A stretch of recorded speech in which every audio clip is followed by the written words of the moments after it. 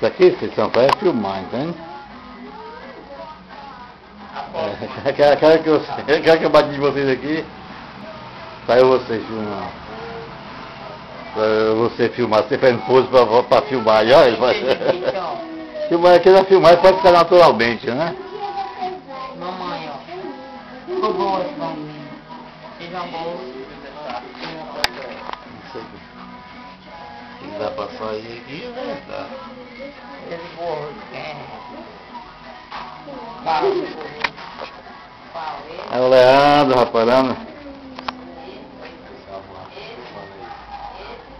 Olha aí, agora filmar Júlio. Julinho. Tchau, tchau.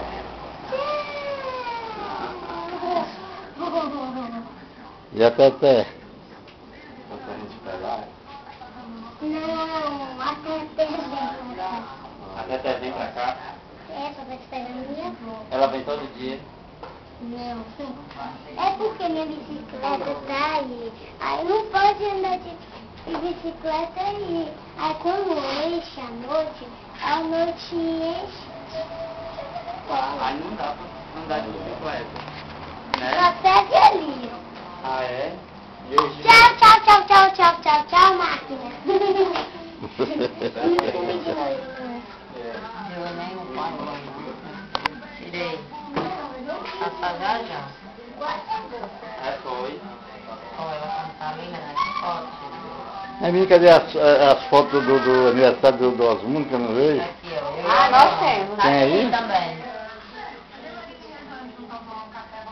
Aí, eu e a Luana.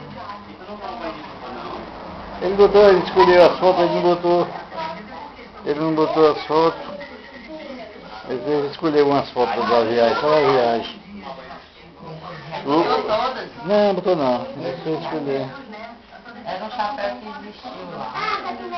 Aí, o Davi que me disse que tinha filmado e que a Luana ia passar para um DVD. Que eu não passar que eu vou pegar agora. Eu comei. Tinha uma câmera de filmadora lá, dela. E da avião com você, já? Andou. Hoje é o que? Hoje é 28, né? Hoje? É. 28 de janeiro de 2009. Não, 29, não? É, 29, justamente. É. Cadê o pendrive pra botar a foto de ano do aniversário? Tá aqui. Você não cabe? Não cabe, ô Dias? Cabe, se não couber. Eu não sei, quero ver aqui. Aí, eu chegou. Como é que tá?